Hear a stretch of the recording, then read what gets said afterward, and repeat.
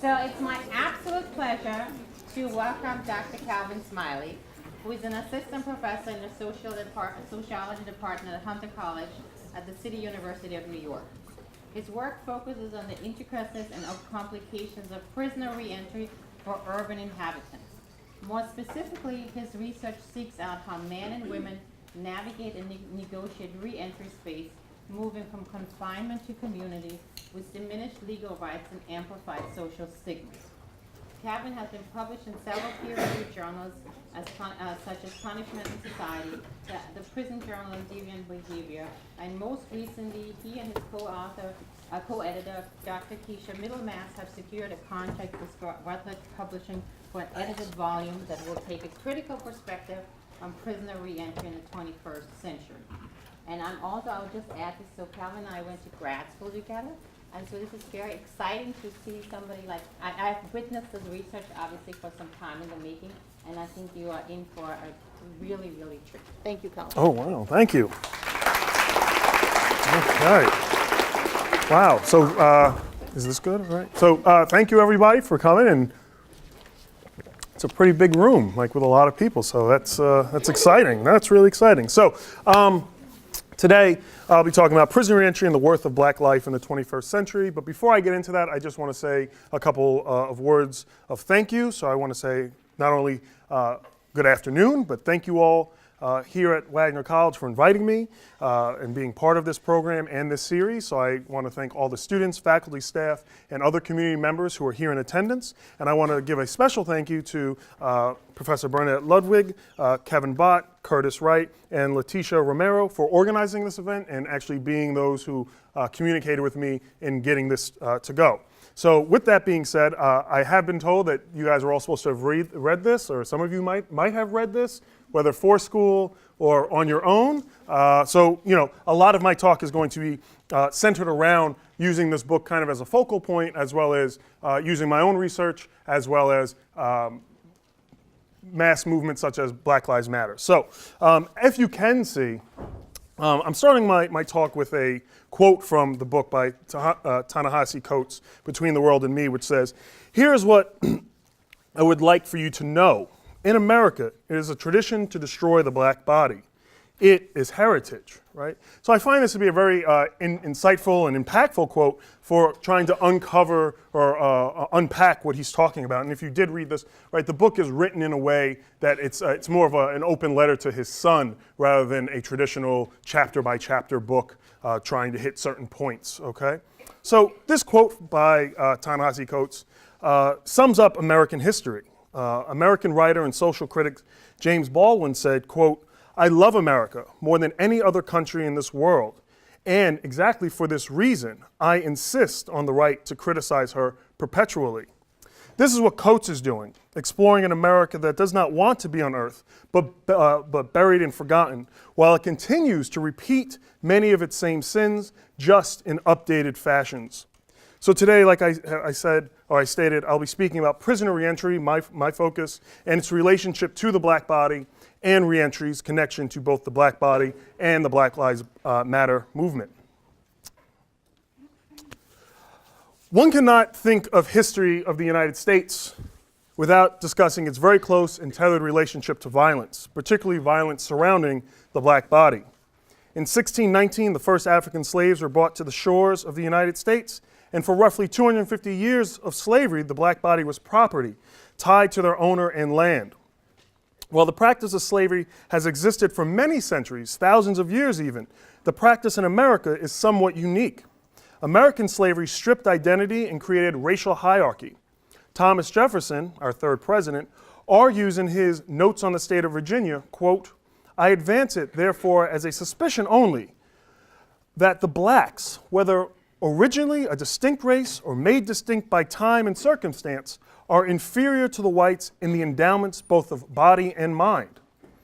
In 1857, the U.S. Supreme Court ruled in a landmark decision known as Scott v. Sanford that the people of African descent, free or slave, were not citizens. Chief Justice Roger Taney, in his opinion, stated, quote, "In the opinion of the court, the legislation and histories of times and the language used in the Declaration of Independence showed that neither the class of persons who had been imported as slaves, nor their descendants, whether they had become free or not, were then acknowledged as part of the people, nor intended to be included in the general words used in that memorable instrument. So once again, reaffirming the position of the black body, this ruling was only reversed after the American Civil War and the passage of the 14th Amendment, which grants citizenship to black people.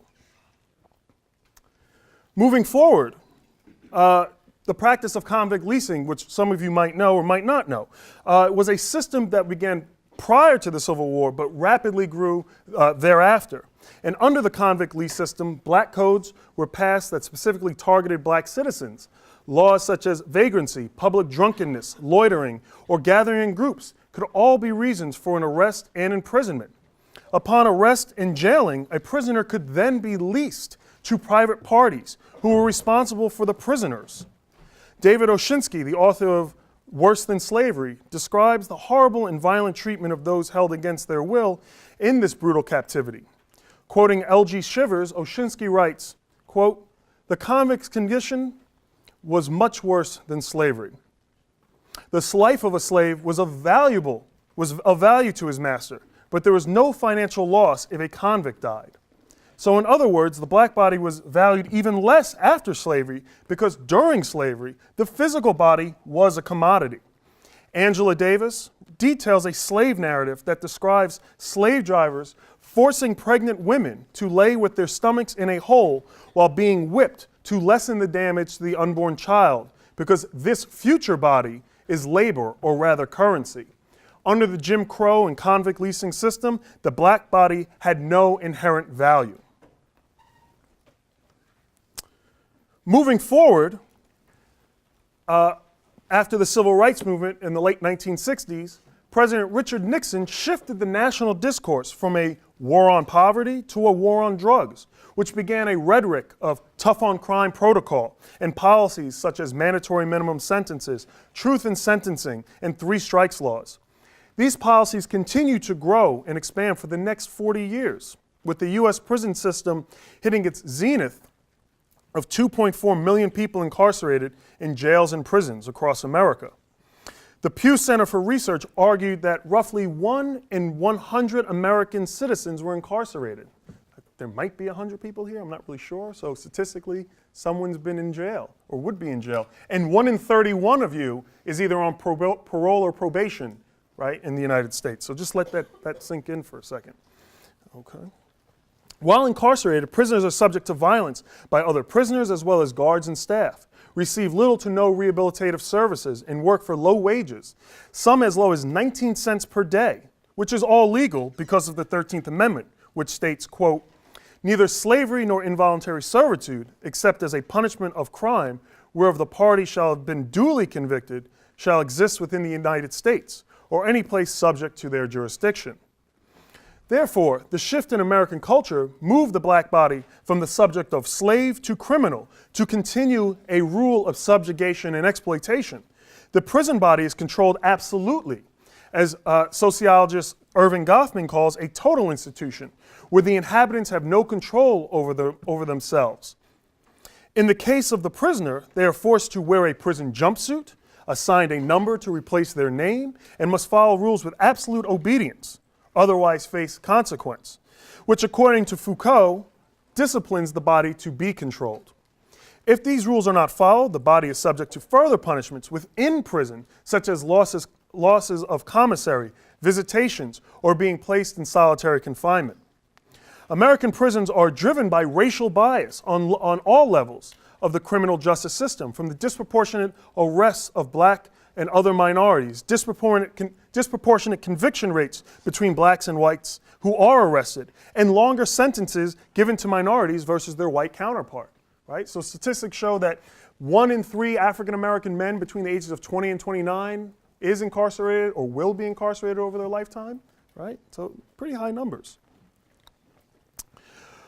Scholar and activist Walter Rodney, author of How Europe Underdeveloped Africa, states, quote, "It can further be argued that by the 19th century, white racism had become so institutionalized in the capitalist world, and notably in the USA, that it sometimes ranked above the maximization of profit as a motive for oppressing black people. So in other words, racism can undermine both rationale and profit. So my work, I look at prisoner reentry. So beginning in the early 21st century, academics, scholars, policymakers, and activists began to really take notice of men and women returning from prison. While reentry has always occurred, it was at one time a very small population, but over the years grew larger and larger as more and more people began to be released from a lot of these earlier policies that were implemented in the early 1970s. Then in 2010, prison releases surpassed prison admissions, meaning that more people came out of prison than went into prison, in the first time since the Bureau of Justice Statistics began collecting this data in 1977. Reentry is now a concern because the larger question really becomes, how do we as a society deal with the reincorporation of returning individuals into society after their forced removal? So, some things to know about reentry is simply the transition from incarceration to community, right? We're not talking about anything more than that at this moment, but that is all reentry is, definition. Some statistics about it. 95% of all U.S. prisoners are released back into the community. So, right, when we watch Law and Order, or we watch, these documentaries on A&E about these, serial killers that get 999 years, that's a very, very, very small percentage of anyone who's going into U.S. prisons. Roughly 650 to 700,000 individuals are released from state and federal prisons each year, and roughly 2/3 of all those released are rearrested within 3 years. Rearrested doesn't mean that you go back to prison, but you might have an encounter with police officers. And that does not mean that you are doing something new in terms of criminal behavior, but it can be anything from simply missing curfew because you're on probation, testing for having what we call dirty urine, so you smoked a little marijuana or drank a beer. Okay, it could be even something as simple as smoking a cigarette if you're living in a tobacco-free subsidized housing unit. So all of those things can get you technical violations that send you back to prison. Okay. So here I'll talk a little bit about my work. So I'm a sociologist. I'm a qualitative sociologist, which means I talk to people. And what I did was I did a qualitative study of a community-based reentry organization in Newark, New Jersey. I'm sure all of you are at least familiar or have heard of Newark, New Jersey if you've never been there. Newark has a large stain on it known as kind of a violent city, and a lot of that stems from stereotypes and myths that really go back to at least the 1960s, late 1960s with the Newark riots in July of 1967, which the city hasn't really been able to shake. So I worked for almost 3 years at, as I said, a community-based reentry organization.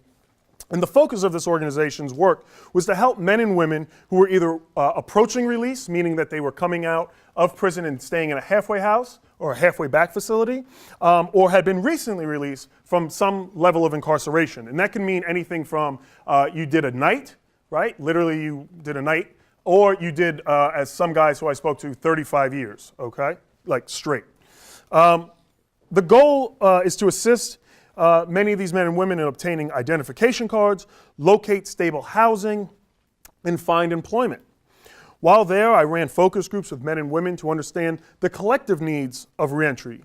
I also shadowed case managers who gave instruction to those coming home, and I conducted, as I said, an ethnography to observe how this organization really operated. Over time, I built a rapport with both staff and clients and eventually collected 31 in-depth interviews with persons who had served time in either a county, state, or federal correction facility.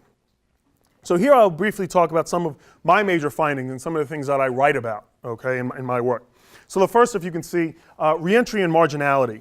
So coming out of prison impacts the lives of those returning, especially for those who are persons of color and come from urban, low-income communities. These individuals have diminished legal rights and amplified social stigmas. Some legal barriers for having a felony can limit access to a host of opportunities, such as employment, housing, voting, parental rights, and social services, right? You can just be automatically barred or dismissed from certain things. So I'm sure many of you, or maybe even all of you, at some point filled out a FAFSA form from the federal government to get student loans. There's a question on there that says, have you ever been to prison? If you check yes, then it even asks you further questions. What did you get convicted for? If you are convicted of a drug charge, you are automatically disqualified from any form of federal financial aid in this country. So you can be 18, have marijuana on you, that's it, okay? Some legal barriers for, excuse me, I already said that. There are also social obstacles such as reconnecting with family, finding a spouse or partner, being treated differently by peers and coworkers, and having the uneasy feeling of fear of rearrest and being confined once again, right? So, you know, when we think about reentry, some folks really work on issues of trauma, right? That prisons are hyper-violent spaces, and these can create certain mental health and other even physical health ailments that people then have to deal with. Both the legal and social barriers made many question even their own identity and self-worth as citizens. So one man who I'd interviewed, he'd said, quote, "Currently I'm included but also excluded. I'm still an American citizen, but I'm excluded for some of the privileges that a certain citizen is entitled. Right now I can't vote, but one day I will be able to again. Unfortunately, probably I will never be able to work in the travel agency unless they change the laws, which I doubt. But that is what I really like to get back into, but there's no one to blame but myself." So again, this idea of can't work, can't do certain things, and how that then impacts one's own self, identity, and worth. The second thing that my research focuses on is this idea of reentry and underdevelopment. Okay, so mass incarceration, which in turn creates a mass reentry in specific communities, right? So one thing that is really important to know and to highlight is that this idea of mass incarceration is not a representative sample of the United States, right? We know that there are certain communities that have higher levels of incarceration and other communities that don't have high levels of incarceration. But what does research tell us? Everyone does crime, right? Everyone smokes marijuana. Everybody drinks a beer underage, right? So we know that there's some disproportionality here in terms of who's going to prison and who's not, okay? Again, going back to Walter Rodney in his book, How Europe Underdeveloped Africa, Rodney argues that through political and economic exploitation, European nations sabotaged Africa's growth. He states, quote, "Underdevelopment is not the absence of development, but every people have developed in one way or another, and to a greater or lesser extent. Underdevelopment makes sense only as a means of comparing levels of development." So in other words, because of the exploitative relationship Europe and North America had with the continent of Africa, it created a situation where equality is non-existent. The late scholar Manning Marable extrapolated on this concept in his book, How Capitalism Underdeveloped Black America. Quote, "Development was more than all other factors combined, the institutionalization of the hegemony of capitalism as a world system. Underdevelopment was the direct consequence of this process. Chattel slavery, sharecropping, peonage, industrial labor at low wages, and cultural chaos." So I suggest, building off both of these platforms, that incarceration and reentry both undermine communities and therefore create their own forms of underdevelopment through several different things, which I can get into maybe a little bit later, or if people want to come back to it in the question and answer time. Removal from the community, pretrial detainment, loss of rights, use of parole and probation, and the expansion of surveillance and securitization in communities of color.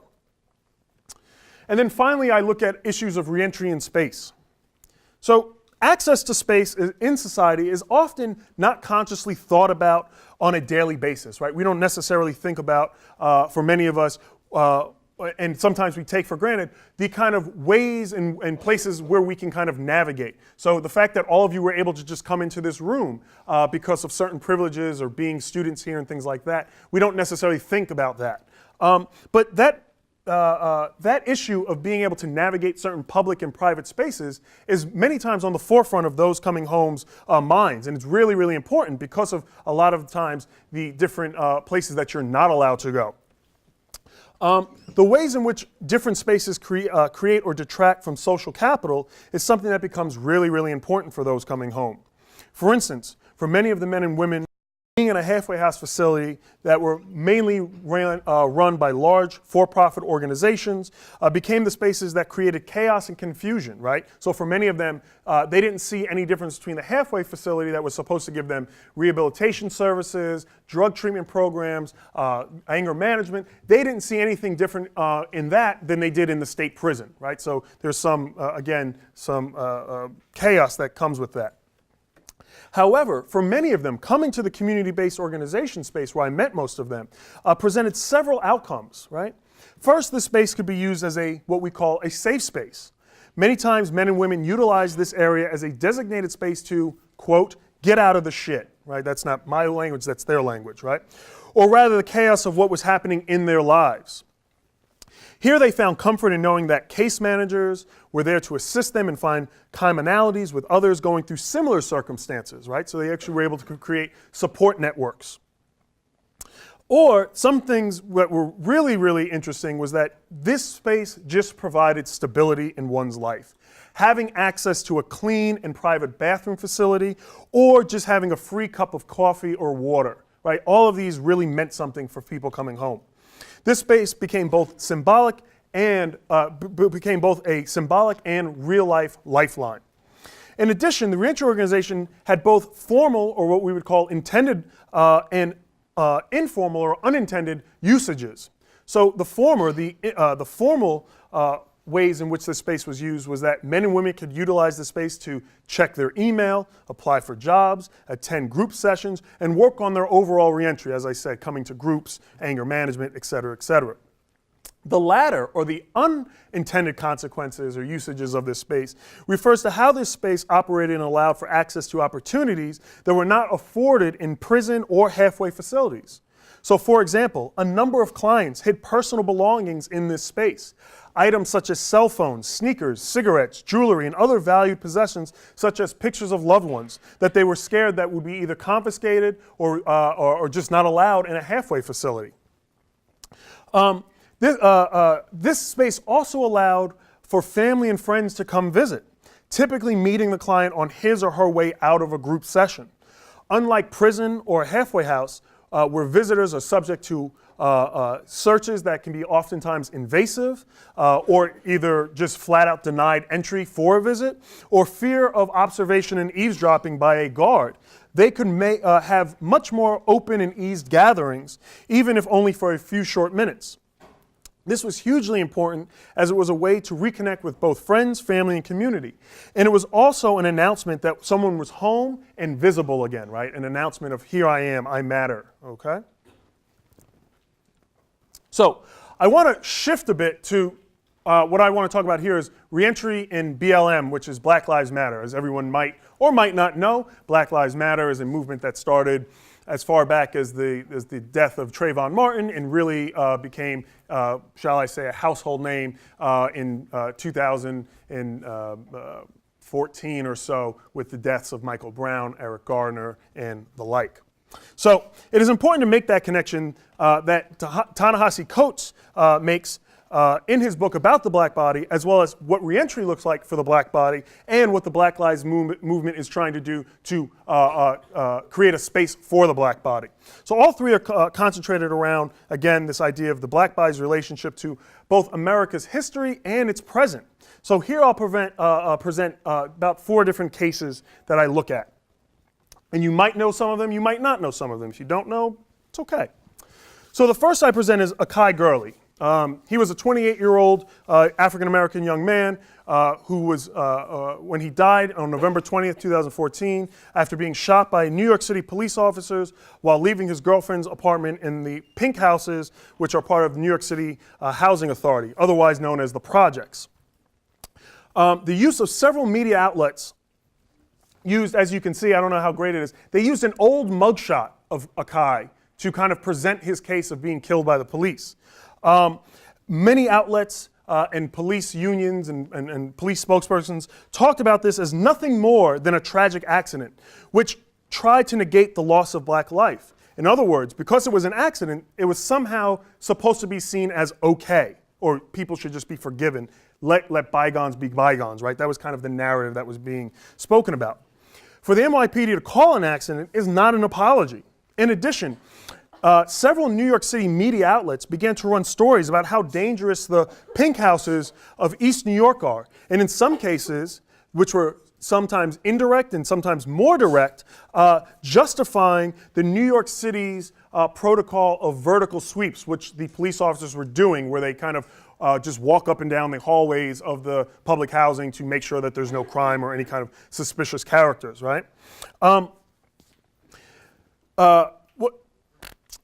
They also, one of the other things that they did was they blamed the environment, right? So not only because of the pink houses being in East New York, they blamed the fact that there was poor lighting in the hallway, so shifting the blame to the mayor's office around public housing residential neglect.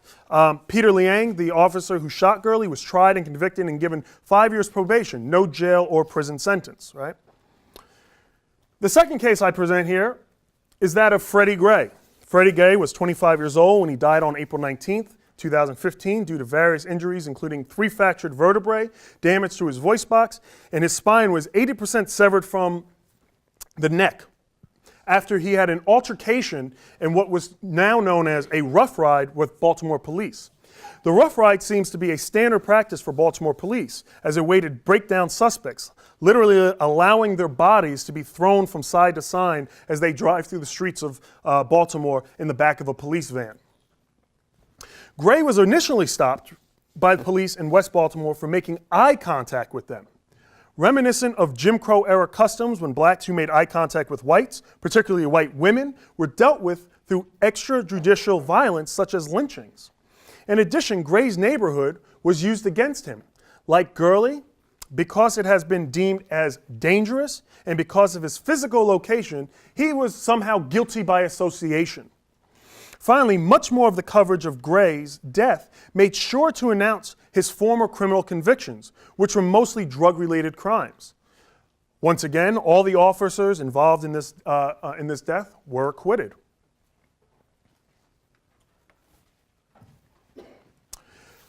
Tamir Rice was 12 years old when he was killed by a single gunshot wound from a Cleveland, Ohio police officer on November 22nd, 2014. Rice, who was playing with a toy gun, was shot by the officers in less than 2 seconds upon arrival on the scene. There was no negotiation, discussion, or other alternative used other than the use of deadly force. Initially, the city of Cleveland blamed the death of the child on the child, indicating that he brought it upon himself, as well as questioned Rice's parents about their parental abilities of quote-unquote who was watching him. This, again, is reminiscent or an implication of playing on stereotypes of the bad black mother and the absent black father, made famous by the 1965 report written by Patrick Moynihan that kind of concluded that black families were pathological in the sense that they could not function, dismissing all of the structural barriers and racism and discriminatory practices, okay? When neither of these actions actually stuck with a public who saw video that refuted the officer's report that he tried to reason with the child and the fact that Rice was a child, the blame shifted to Rice's mother and her former criminal history and arrest for drug possession. In this case, as well, the officer who shot Tamir was not charged with a crime.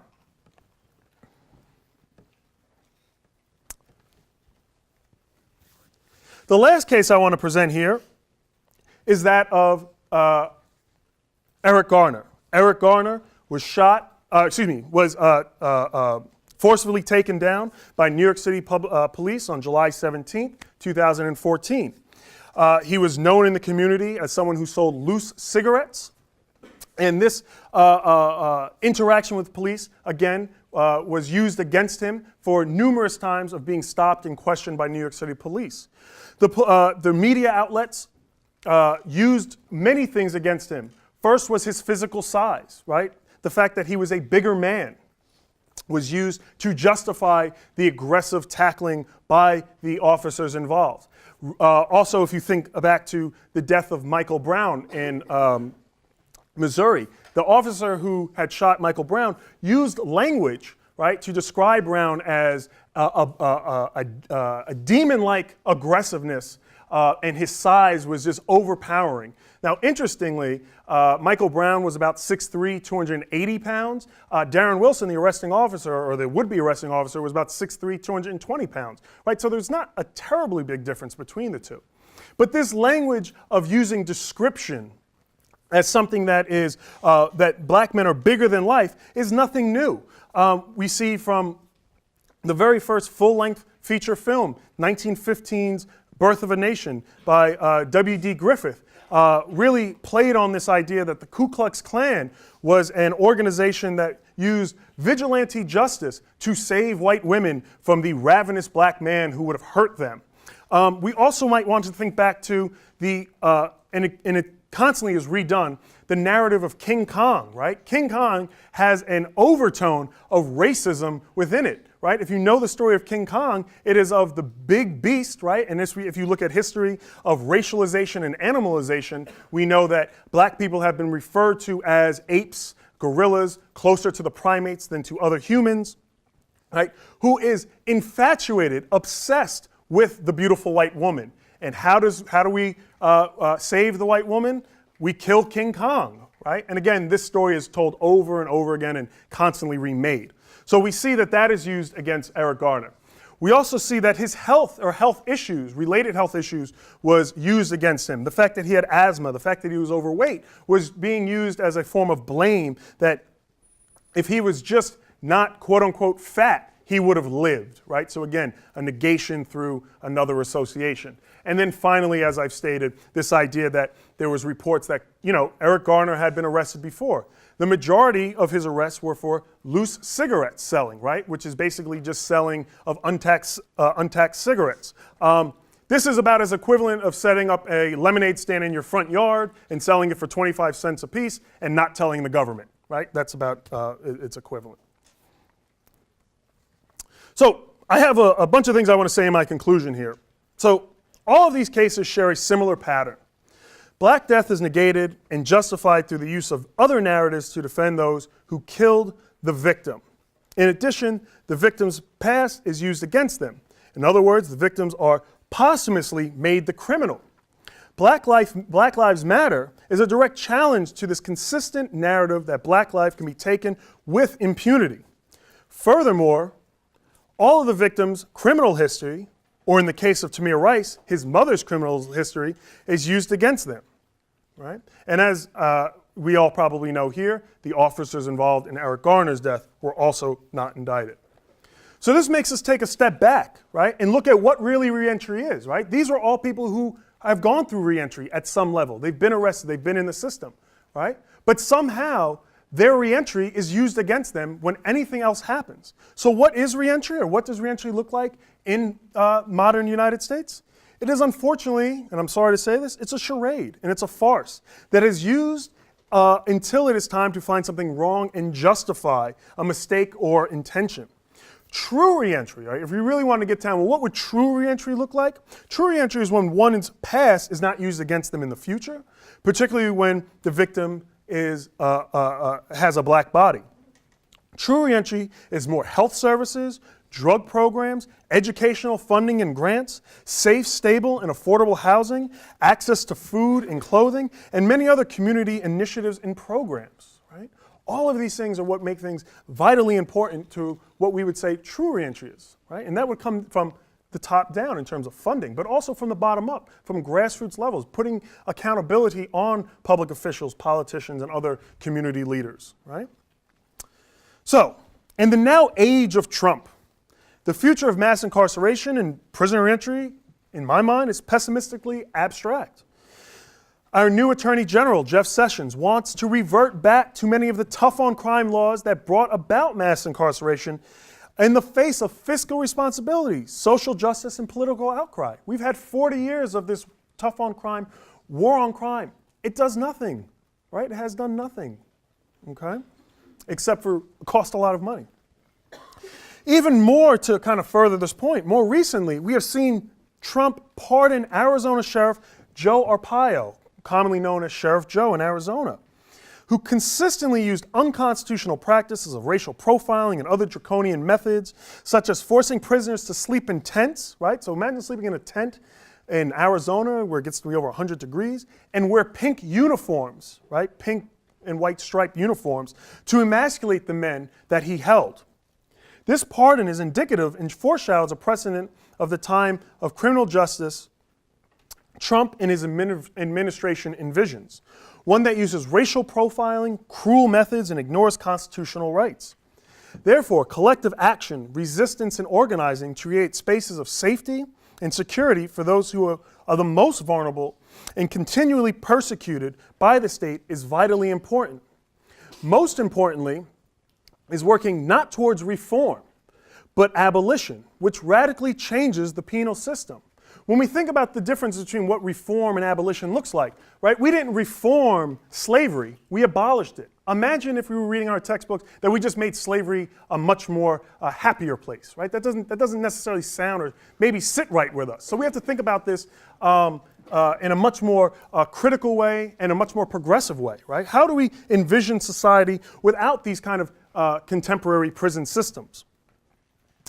Therefore, collective action and resistance and organizing is really, really important to help this move forward. Borrowing from bell hooks, her ideas on teaching to transgress, prison abolition must not just speak about the abstract notion of abolition, but critically think through and implement actions that rethink the carceral state into democratic, rehabilitative, and restorative processes. So I do, in terms of my part, and then I'll open it up to question and answers, is I want to just, again, I started with a quote from Ta-Nehisi Coates' book. I want to finish with a quote from Ta-Nehisi Coates' book. He writes, quote, "I tell you now that the question of how one should live within a black body, within a country lost in the dream, is the question of my life, and the pursuit of this question, I have found ultimately answers itself." Thank you. I'll be like that. 20 minutes, 25 minutes?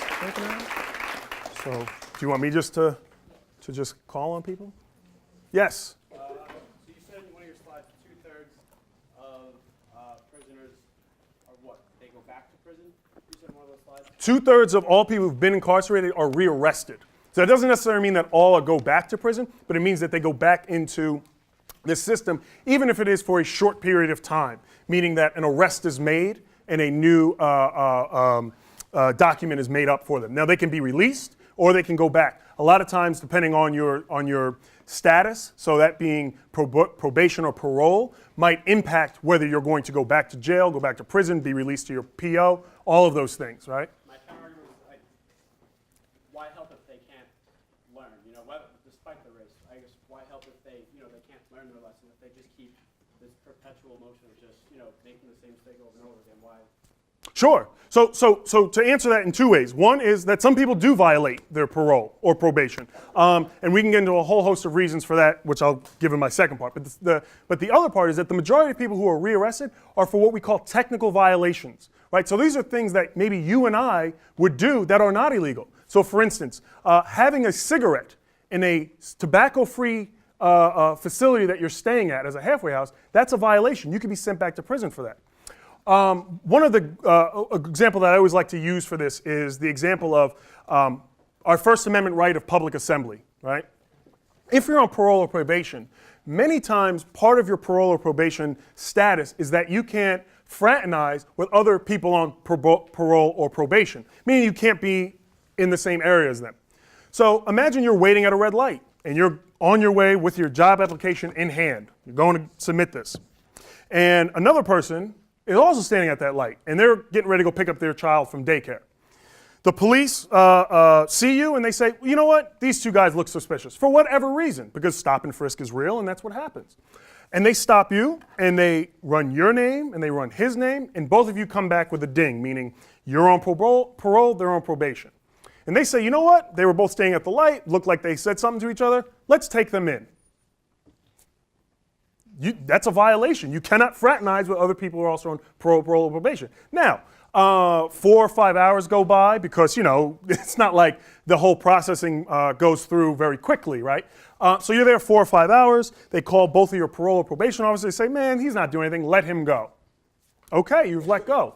But let's think about it. You've missed that job interview. that other guy, he didn't pick up his daughter from daycare, right? So there's all of these different ways in which it can just impact your life at every daily moment. So we see people who actually don't want to be part of community in that sense. Like they actually revert back and say, I need to stay indoors, right? Particularly if you live in a community that have high rates of people who've gone to prison, right? How do you then navigate and negotiate that anytime you leave your house, there could be a plucking of you out of the community once again. So. There was, I said, so the other thing of reasons why people, thank you for reminding me of why people might violate or go back to crime is because of a lot of the legal barriers, right? So things such as you can't get employment, right? You're literally barred from certain types of jobs. You can't find housing, right? So at the end of the day, right, I mean, self-preservation is going to take over. People need to eat. People need to somehow, and it's not a glorifying of things, right? But at the same time, lots of people do things that are not legal, right? But they're not always sent to prison for it.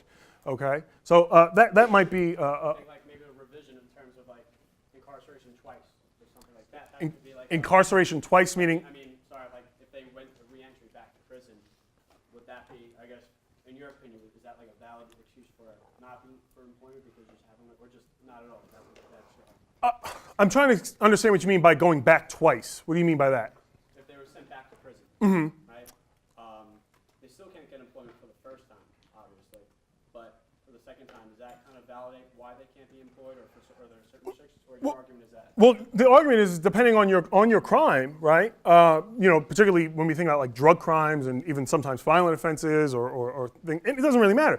There's different rules that say you cannot get certain types of jobs, right? And there's also been studies that show that there's a great, I think she's at Harvard now, Diva Pager. She wrote a book called Marked. And what she did was she ran a bunch of experiments with identical resumes, and she sent them throughout, I think, Milwaukee. She sent them to all of these entry-level jobs, right?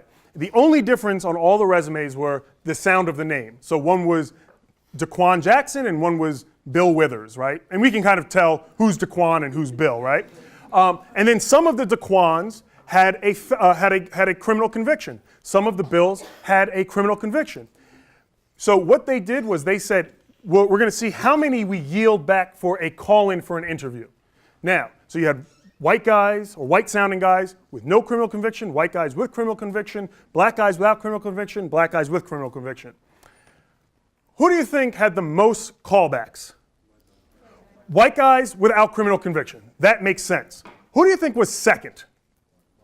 White guys with criminal conviction, right? So what we know is that beyond even the criminal justice system, racism plays a main fabric of our society, right? That black men without a criminal record had an equal or less chance of getting a callback for a job than a white guy with a criminal record, right? Thank you. Other questions? Yes? So in society, what we're pushing towards is multicultural gender, where a lot of things are a lot more inclusive, regardless of like race or gender or sexuality. What is giving life to this rhetoric of confinement that is allowing people to still make money off of this? Well, I think the rhetoric of multiculturalism is coming from a different space than the space of where the confinement is coming from, right? I think the confinement narrative is very much entrenched in just the history of the United States, right?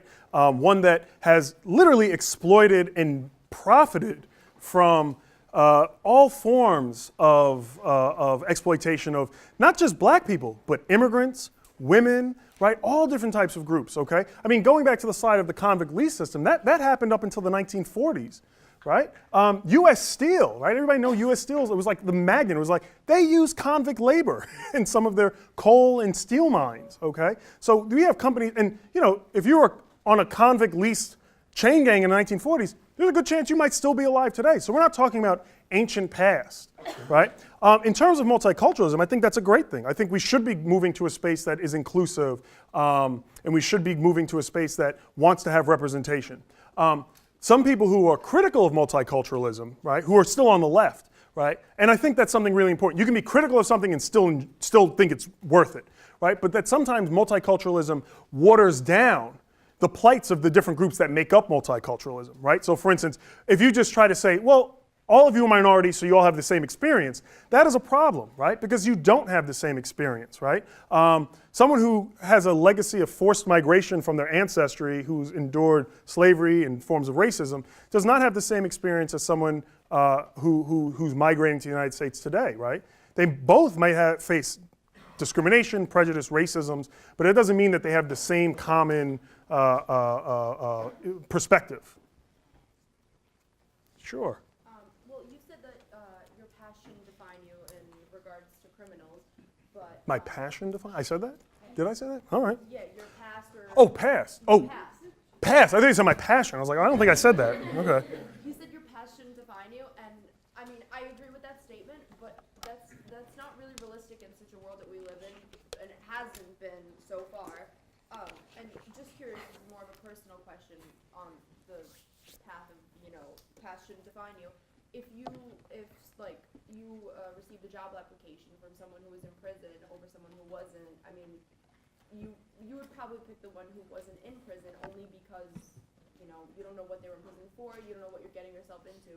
So how would, do you consider that wrong, right, or?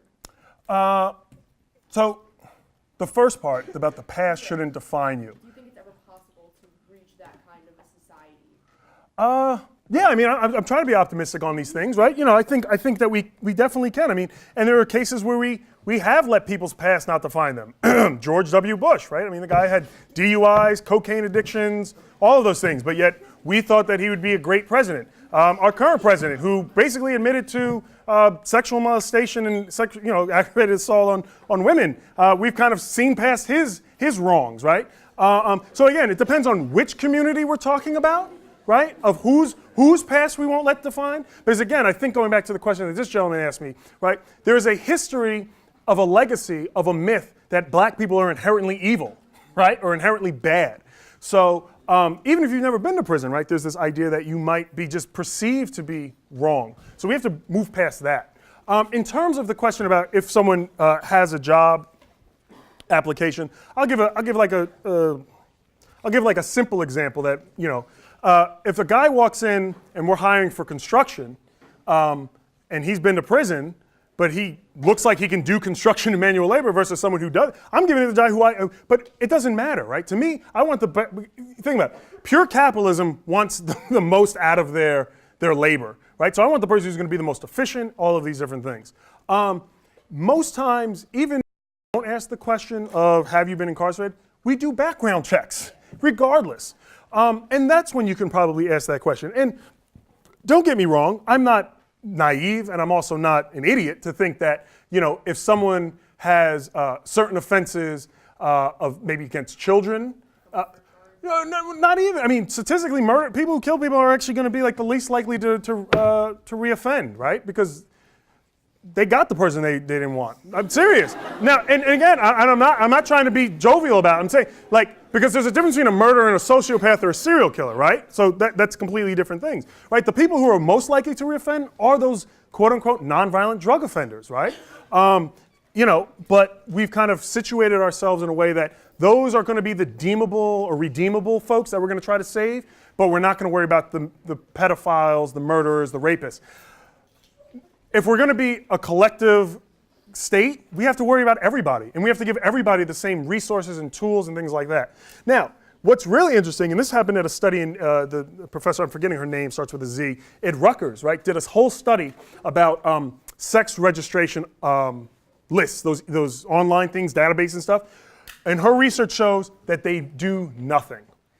They do nothing. They do not stop people from offending. They do not stop reoffending. They do nothing. The only thing they do is cost taxpayers lots of money. Lots and lots of money. They don't do anything, right? So should we keep something around for sex registration profiles that don't do anything? Or should that money maybe go back into communities that, one thing that's really interesting, and I always have these debates with my students and stuff like that, because housing in this country is a right? But we treat it like a privilege. Research upon research upon research shows if you just put someone in a house it costs the state less, and there is less crime, right? Right? All research shows that. But yet, if you say that to somebody, just put someone in a house. Oh, no, you got to work hard for that.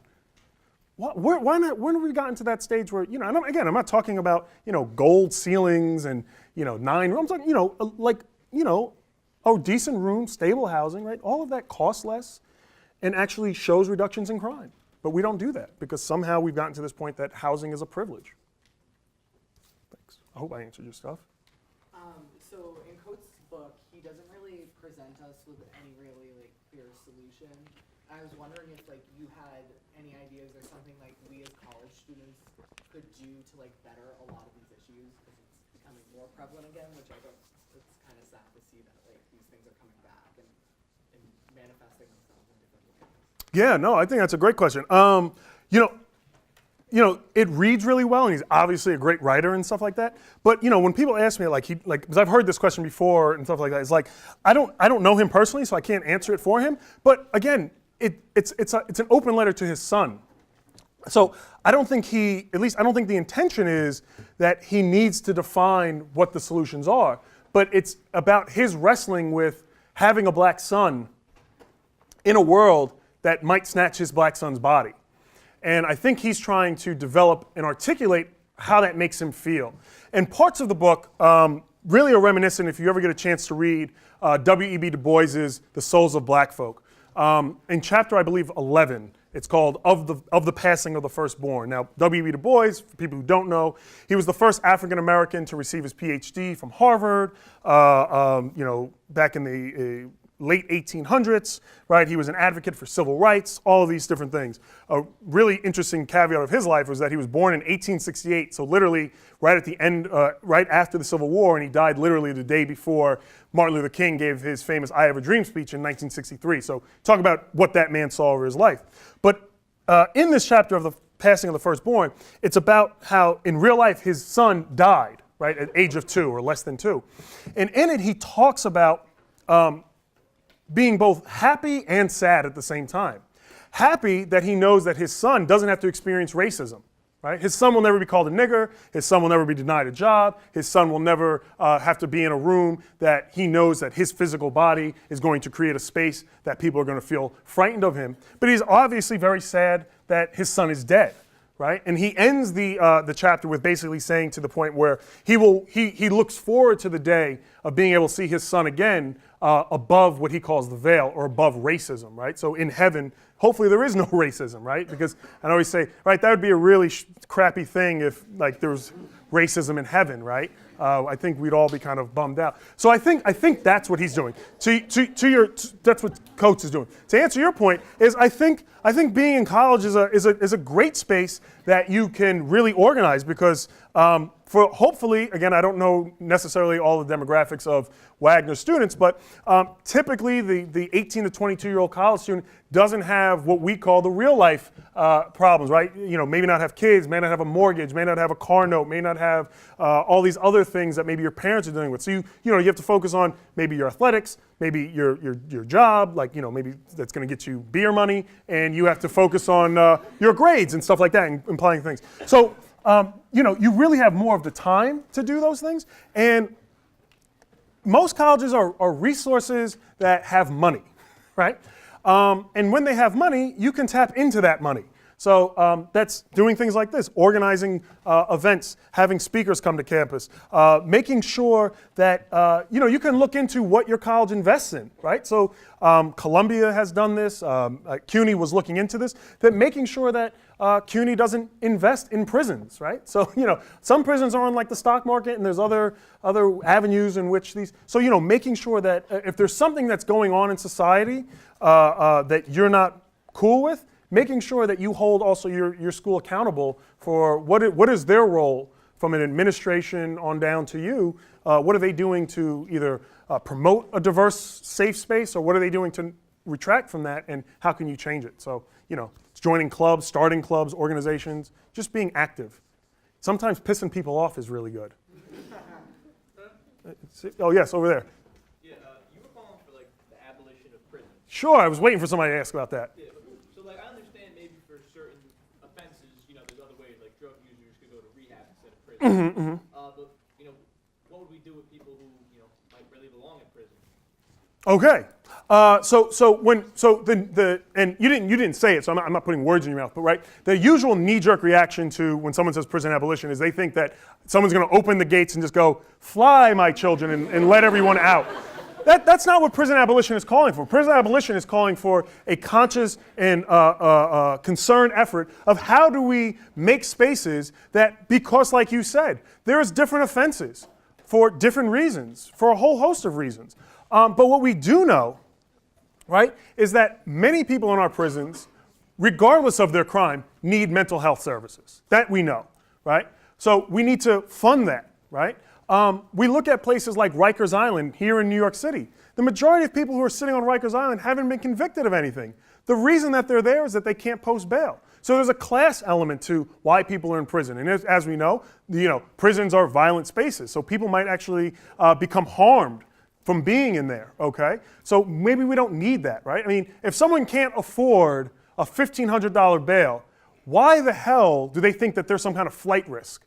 Like, it doesn't make sense, right? It's not doing that. So it's also about reconceptualizing what prisons look like, right? So one thing is that prisons really aren't that old in the scheme of human history, right? The way in which we kind of think about prisons today really started around the 1700s, right? And really the late 1700s, early 1800s in the kind of current model that we have today. And they were seen as progressive, meaning that the Quakers and other groups that started them saw them as spaces that people could repent, penitentiaries, right? We see all this, and that they would reflect on what they did wrong, they would ask God for forgiveness, and then boom, they'd be better.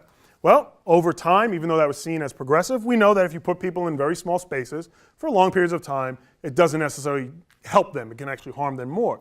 So to say prison abolition is not like something that we're getting rid of that's as old as mankind, right? We're getting rid of something that was tried, doesn't work, so what could be new, right? Why hold ourselves back, right? We're so imaginative and creative in the ways that we advance in terms of society. Right? Y'all getting that new iPhone X, $1,000 phone? Like, look how much advancement we can make, right? Why hold ourselves back and cripple ourselves in thinking about what could restorative forms of justice look like, right? So even for the most violent person you can think of and conjure up in your mind, what would a space look like that could give them forms of harm reduction? We can give them forms of help. Make sure that society is safe, right? I'm not doubting that there are people who are not safe in our society, right? But those people typically are a very, very, very, very small number. So maybe we can reimagine what spaces would look like, that if we even need to confine certain people, what would that space look like that actually gives them things that they need rather than just, demoralizes and strips them of their humanity? All right, one more, all right. I don't see any other hands up. Oh, over here? Okay, after you. Well, I already called on you, so you and then you. We got time. Okay, sorry. So you were saying changing the way the prisons are, keeping people confined isn't good for them. Actually, in Finland and in Switzerland, I believe they have open prisons where the prisoners have the locks and the doors work and they're allowed to roam around and eat and they have great facilities and everything. But do you think personally, that would work in a society as split and divided, so drastically split and divided between Democrats and Republicans? How would that work? Would that just cause a bigger split in the nation if we tried implementing something like that? If we did it tomorrow, yes. But if we did it over time, I don't think that's a problem. I mean, comparing Finland and the United States is not really the best, right? It's a very homogeneous, smaller society. We're a very large society. We have a different history, right? Our history is one that is made up of racial violence and oppression. But we also have to think and rethink how our prisons are run, right? So I think it was Corcoran Prison out in California a number of years ago, and by a number I mean in the last decade. The guards would put the inmates on the yard and then bet on who would win the fight, right? They put a black versus a Mexican, a white so there was all of that. If you remember Abu Ghraib, right, the prison torture camp, the lead or the main torturer of the U.S. Army, that guy, you want to know what that guy's civilian job was? Corrections officer, right? So we have people who are in spaces that are supposed to be guarding bodies who are very not guarding bodies and actually in some ways doing things that are actually harming bodies. So, and that's about changing the culture, right? I mean, we have to change this culture, everything from corrections to law enforcement, right? Law enforcement is supposed to be protect and serve, not us versus them, right? If you go into a community thinking it's a war zone, you're going to act like it's a war zone, right? So you're not going to try to develop and cultivate relationships with those in the community. You're going to try to make sure that they're not going to kill you, right? I mean, I've talked to lots of police officers, and I hear the same rhetoric, right? This idea of I'd rather be judged by 12 than carried by 6. I get that. You don't want to die. I don't think anybody wants to die, but you can't go in with this mentality, I'm just going to shoot somebody so I can go home. Like that to me is like very, very scary. Yeah. Yes, sir, with red shirt. Yeah,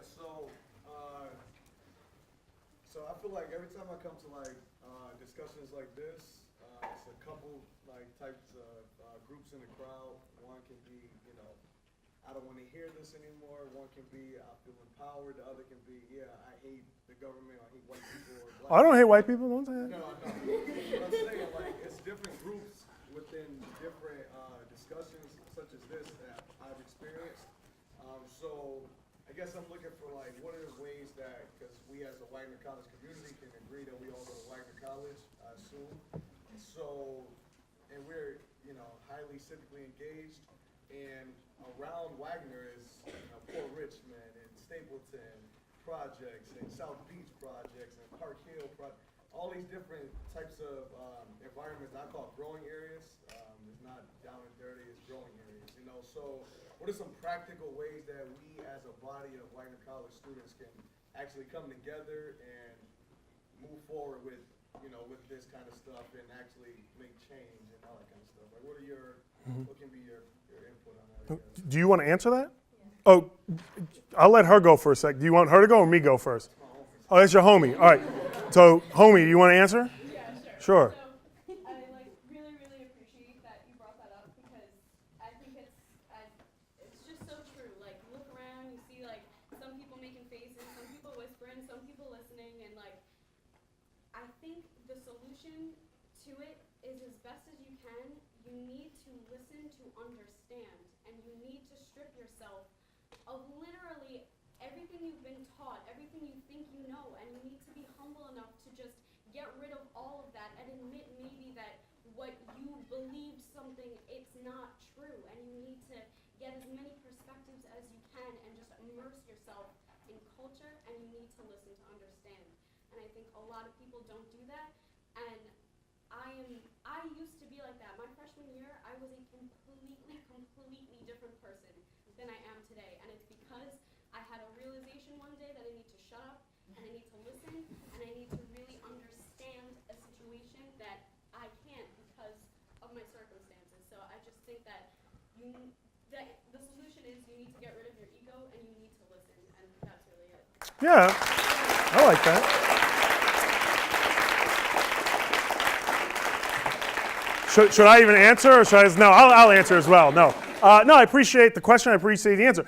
I like that I know none of you.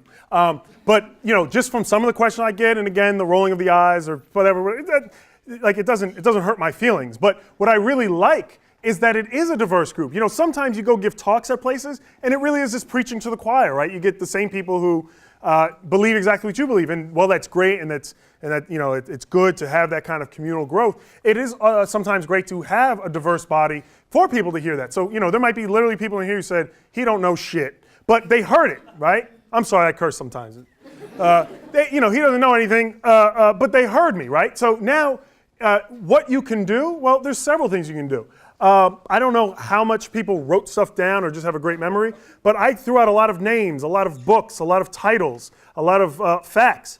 Fact check them. See if I'm right. I am, but go see for yourself. If anyone wants, I can give you. I mean, well, those are my shit up there, so you can see that. You can email me or something like that.